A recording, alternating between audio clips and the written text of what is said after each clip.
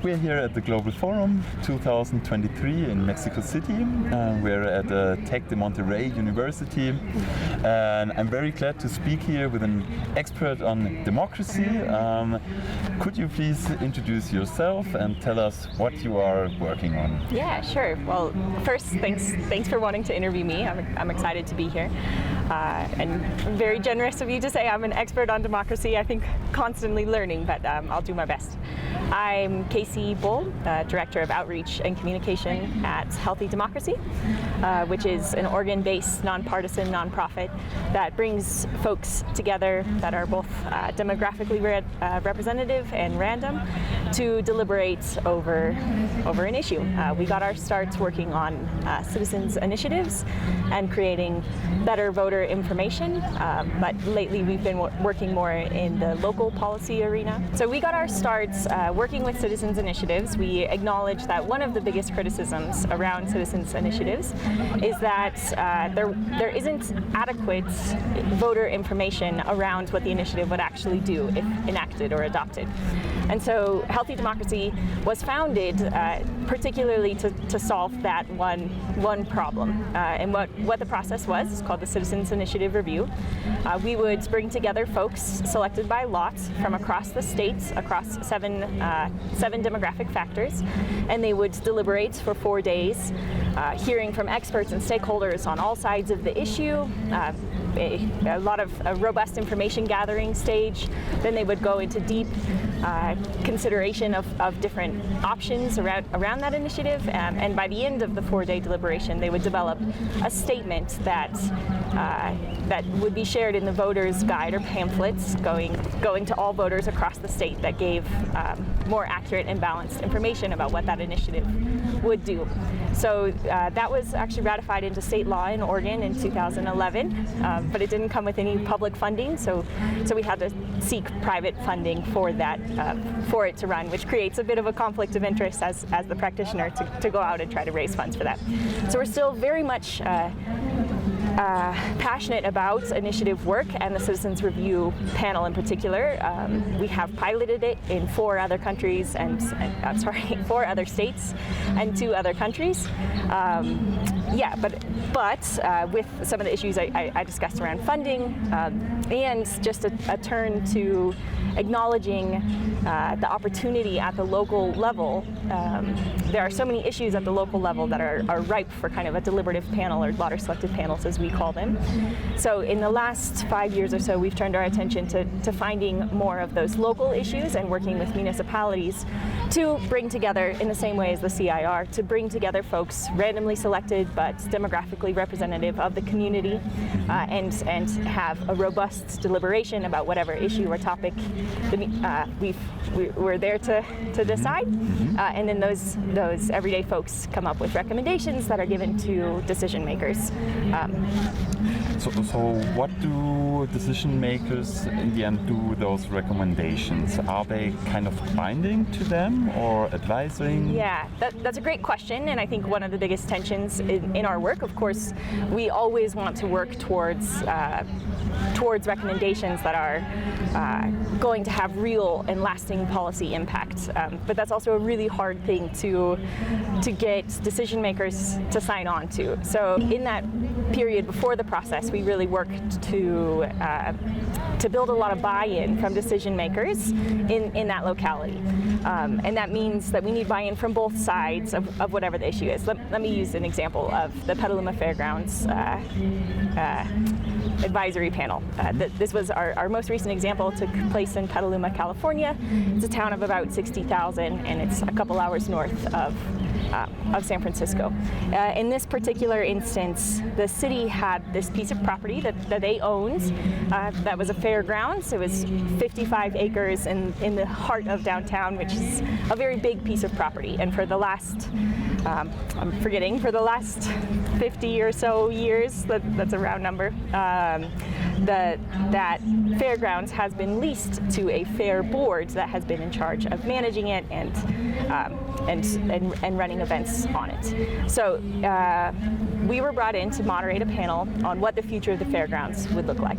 So very early on, before the process, we needed to not only get buy-in from the city, but also from the fairgrounds stakeholders, so that when a decision came, or when recommendations came out of the panel, both sides of the issue were, decision makers on both sides of the issue were really bought into having recommendations from a diverse group of their citizenry.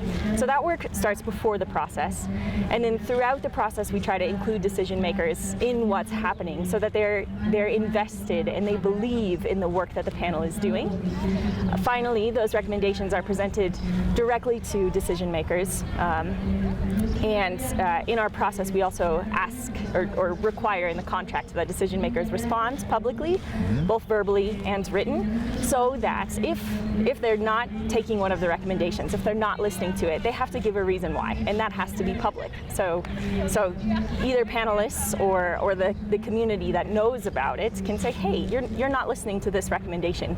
You told us that this was important to you. You need to listen to our voices. And one other thing I want to touch on with that, in particular to the Petaluma Fairgrounds Advisory Panel, we were actually, something that we've been interested in for a really long time is having paid panelist hours after the recommendations are finished, so that panelists can continue advocating for those recommendations themselves. So in this process, there was over 100 deliberative hours, and about 20 of those came after the recommendations were given, to continue advocating for those recommendations and asking that decision makers listen to them. That's a very interesting point I've never heard of, even though I worked on citizens assemblies as well. So what do you mean concrete with that? Like when people are participants of the citizens assemblies are after the process lobbying for like the recommendations they gave, then those hours would be paid. In some way. So in the contract we approved, I don't remember the exact numbers, so let me talk in round numbers. We approved about 100 hours of panelist deliberation, paid panelist deliberation. So that was in the budget, in the contract for the beginning. 80 of those hours or so happened before the recommendations were given. And then that final chunk of hours, panelists were broken up into 4 subcommittees, and I'm trying to remember what they were. The evaluation subcommittee, process evaluation subcommittee, policy impact, public outreach, and another one. That's fine. that I'm forgetting. And they were offered a moderator and kind of an advisor. So, for example, I was the advisor on the public outreach subcommittee afterwards. But it was also much less structured than the rest of the process. So panelists had already gone through 80 hours of this kind of deliberative process, and in doing so, they're as much process experts as we are. They know how to moderate, they know how to set their own agendas, they know how to balance ideas and make sure that all perspectives are being heard. So at that stage, they're kind of trained to do the work and run the process, and they are able to decide what would be most advantageous for making sure that those recommendations are listened to. So again, for example, in the public outreach subcommittee that I was a part of, they organized themselves to create kind of a readable summary of the recommendations that they had created as a panel, and then go to local events around the city, like the farmers market or a library kind of community workshop, and say, hey, other community members, did you know that we did this really cool panel process here in Petaluma? Have you heard about our recommendations? Let me tell you what we came up with, and let me tell you, how we want. One, we want you to know about it. And two, when decision makers start making decisions around these recommendations, we want you to help us hold them accountable to those recommendations. In your example, the government initiated such a sortition process in order to find recommendations for this specific area. Are there also other ways we could think of who initiates such a sortition process in order to find good solutions for a political issue? Great question. So I'll talk about the Petaluma example first. In that instance, there are some local California advocates of sortition and lottery selected deliberation who are great and talk to anyone under the sun about this tool that they've discovered and really believe it. Wayne Liebman from Public Access Democracy in LA made a connection with a counselor in Petaluma and said, hey, have you heard of this tool, lottery selected deliberation? It's really cool. Maybe you want to connect on a panel presentation at the League of California Cities, now Cal Cities, 2020 or 2021 annual conference. Must have been 2021. And this counselor was really interested by what he had to say and said, oh sure, I'll sit on a panel like that. That advocate also contacted us and said, hey, you got to be on this panel. And so one of my colleagues, Lynn Davis, sat in on that panel and gave a general presentation about what lottery selected panels are and how they run. The city manager of Petaluma came to watch her counselor on the panel that they were attending at the conference, and after hearing the presentation came up to us and said, wow, I've been in public service for 30 years. I didn't know this tool existed, and this is exactly what I need to include more voices in our community decision making. Since citizens' assemblies are kind of a new democratic instrument, could you tell our audience what are the specific benefits of choosing citizens by sortition, by lottery? Yeah, sure. So citizens' assembly guarantee representation across a number of demographic factors, and practitioners from around the world, are able to select the demographic factors that are important. So at Healthy Democracy, we select at least 7 demographic factors. Those are things like age, race, ethnicity, educational attainment, experience of housing, whether you're an owner or a renter. Sometimes there's an ideological question if you're on the left or right, or how much you've participated in the past. So 7+ demographic factors. And then mailers are sent out across the community. Usually we send between 5,000 and 15,000, depending on the response rate that we need. In order to get how many participants? So I'm not the selection expert, but I believe the number is we tend to get about a 3% response rate. So we need a response rate that's 3 times higher than the number of panelists we need. So, for example, in order to have a panel of 30 folks, we need at least 300 folks to respond so that it can be demographically representative in the way that we want. But it's just kind of a base level. So, so those invitation mailers are sent out. We get about a 3% response rate. From that, we're able to select kind of a demographic pool in each of those. And then we use an open source software called Panelots that creates 1,000 different panels that are randomly selected, but each one demographically representative. And then at a public selection event, one of those panels is selected. And so whoever those panelists are, we contact and say, hey, you filled out, you responded to our invitation mailer. Are you still able to participate? Here are more details about the process. And we also select an alternate panel to be able to fill in if there's any attrition between the time the panel is selected and the time it is seated. How many people are in those panels? So the last one we did in Petaluma, the panel was 36, and at the end we actually ended up with 32, which is a higher attrition rate than normal for us. But there was a number of factors. It was, like I said, over 100 hours of deliberation. Oh, wow. So that's a lot to dedicate. It was also the first summer after the COVID pandemic, so folks had a really hard time dedicating that kind of time to it. So again, we started with 36. We selected an alternate panel. We put in about another 4. There was 4 that dropped out early. We selected again to be able to have that demographically representative but random group of 36, and unfortunately we lost a few more. So we ended the panel with 32 panelists.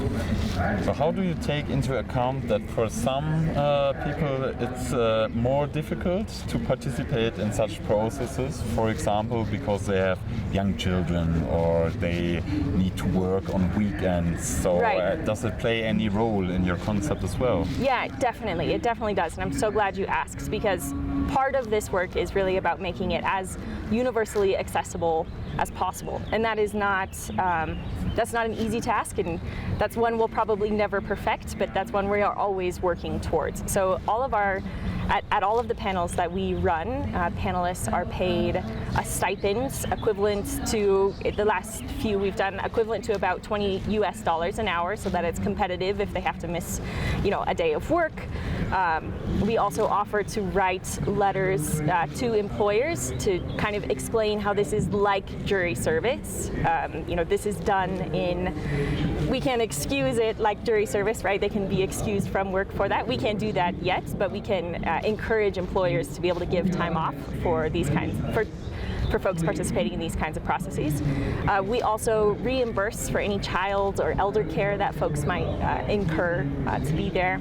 We provide any kind of technology that folks might need, like laptops or hotspots. We have comprehensive language services that we provide. So in this last panel, everything was done in Spanish and English. We had live interpretation services, and all written work was translated in Spanish and English as well. And then there's some more of those kind of softer barriers. Like, a lot of the folks who participate in this have never participated in public meetings before, or might not have the kind of language or comfort participating in this kind of setting. So we offer one-on-one direct support with any panelists in an attempt to make it the most comfortable and welcoming space possible. And then the last piece I'll touch on there is that the panels that we run are professionally moderated, and we try to hire local moderators who have familiarity with that culture, and again, in order to make sure that all voices have space and feel comfortable participating. Since you were speaking of different cultures which you have to take into account when talking about such processes, you're working now with citizens' assemblies in the United States. Do you think that this instrument, this democratic instrument, can be used, let's say, universally, or, for example, in younger democracies? I'm thinking of Latin America, since we are in Mexico right now. Is it everywhere the same, or has it some specific chances in different countries? Are there specific aspects you have to keep in mind when doing such processes? Yeah, so great question. I think one of the things that I'd like to touch on is that there's an important line of questioning in the deliberative democracy field right now around decolonializing some of the practices in this world, because a lot of the models really focus heavily on things like the written and spoken word, or logic models that really highlight deductive reasoning, and we just have a lot to learn from other cultures and other ways of learning, and I believe that the process can be adapted to meet those different cultural needs, and I think that there are a lot of deliberative aspects happening outside of the global north, and I think that we have a lot left to learn from them. So some networks, for example, the Democracy R&D Network recently started a South-North learning call in order to share some of those bodies of knowledge and the ways that deliberation is happening both formally and informally in those areas. My question would be, are there already any examples of institutionalization of citizens' assemblies in the United States? Yeah, so there is, so one that comes to mind is the Citizens Initiative Review. It was actually one of the first institutionalized deliberative bodies being institutionalized in 2011 into state law there. The problem with that is that it didn't come with any public funding, so it had to have private funding in order to continue, and I might have already touched on that. So it is institutionalized, but it's not currently being run because we have to go out and find funding for it.